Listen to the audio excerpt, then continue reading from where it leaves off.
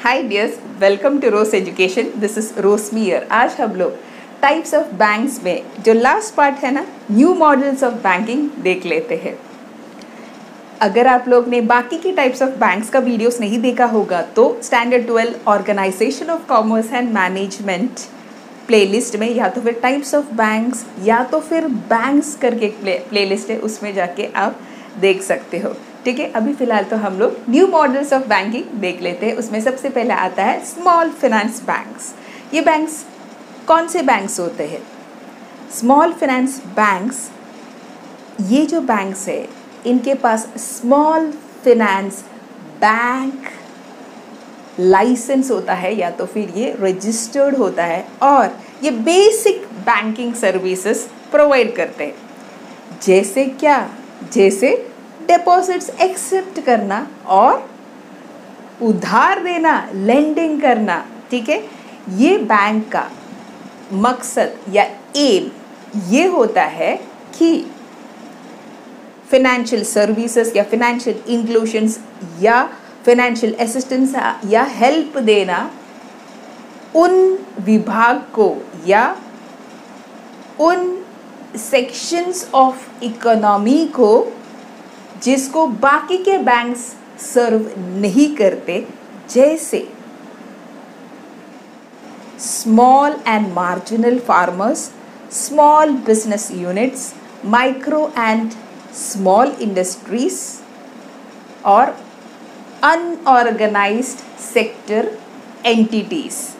अभी जो non banking financial companies है, दैट इज NBFC या तो फिर MFI माइक्रो फाइनेंस इंस्टीट्यूशंस या तो फिर lab that is local area banks है, वो लोग अप्लाई कर सकते हैं स्मॉल फाइनेंस बैंक बनने के लिए। और इसको प्रमोट कौन कौन कर सकते हैं? इंडिविजुअल्स, कॉरपोरेट, ट्रस्ट और सोसाइटीज। ठीक है, स्मॉल फाइनेंस बैंक को एस्टैब्लिश किया जाता है पब्लिक लिमिटेड कंपनीज करके, प्राइवेट सेक्टर में ही कंपनीज एक्ट 1956 या with new modifications companies act 2013 के अंतर्गत ये बैंक्स को गवर्न करता है provisions reserve bank of India act 1934, banking regulations act 1949।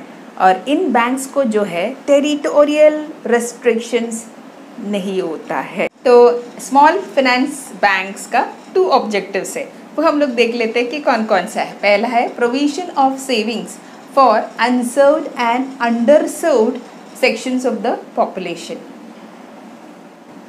Savings का प्रावधान बना के देना या प्रोविजन बना के देना उन सेक्शंस ऑफ इकोनॉमी के लिए या अनसर्व्ड जिनको सर्व नहीं किया जाता है बाकी के बैंक्स के द्वारा, या अनडिजर्व्ड हम लोग बोल सकते हैं सेक्शंस ऑफ द पॉपुलेशन को, तो उनके लिए प्रोविजन ऑफ सेविंग्स बना के देना, ये पहला है। दूसरा, सप्लाई ऑफ क्रेडिट।